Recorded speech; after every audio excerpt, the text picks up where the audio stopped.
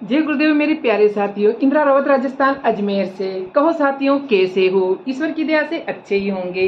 प्यारे साथियों, आज मैं आप लोगों के सामने एक छोटी सी मोटिवेशन स्टोरी लेके आई हूँ, जिसको सुनने के बाद में आप जीवन के फैसले लेने में कतई भी कोताही नहीं बरतेंगे। तो प्यारे साथियों, एक बार एक गधा और घोड़ा था। साथ साथ जाते हुए किसी बात पर उनके अंदर बहस छिड़ गई।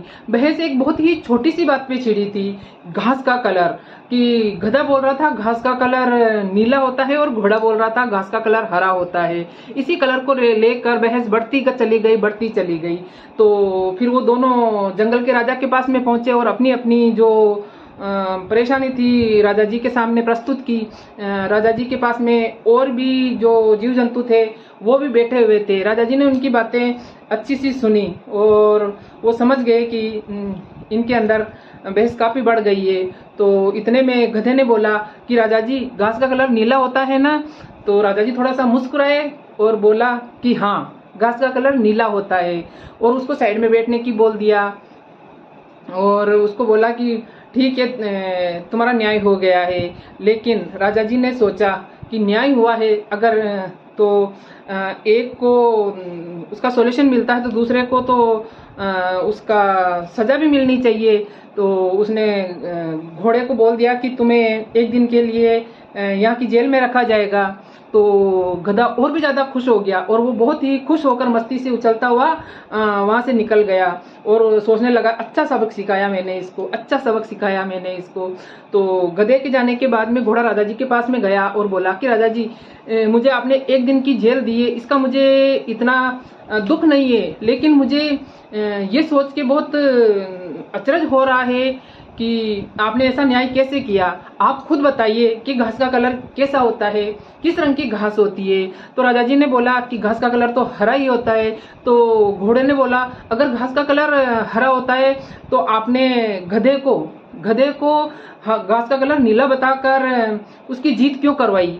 तो ये सुनकर राजा जी ने बोला कि ये तुम्हें सोचने की जरूरत है कि जिसके अंदर दिमाग होता है और जो बुद्धि से काम लेते हैं, उन लोगों को, जो घटिया लोग होते हैं या जिनके अंदर दिमाग नहीं होता है, उनके अंदर फालतू में बहसबाजी के अंदर अपना टाइम वेस्ट नहीं करना चाहिए।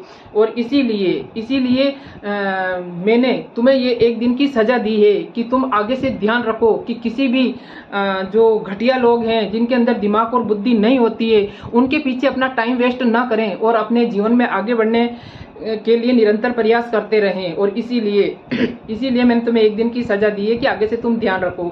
ये कहानी घोड़े और गधे की नहीं है मेरे प्यारे दोस्तों, ये कहानी है मेरी और आपकी और हम सब की ये कहानी है। कुछ लोगों के अंदर इतना दिमाग नहीं होता है कि वो उस चीज को डीपली समझ सके और गहराई तक जा सके।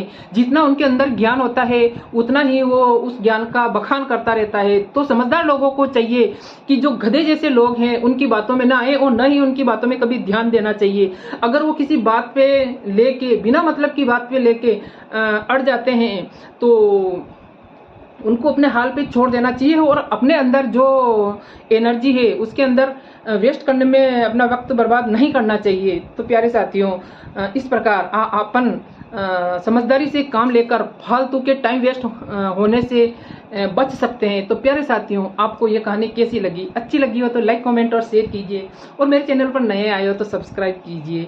जय गुरुदेव, बाय।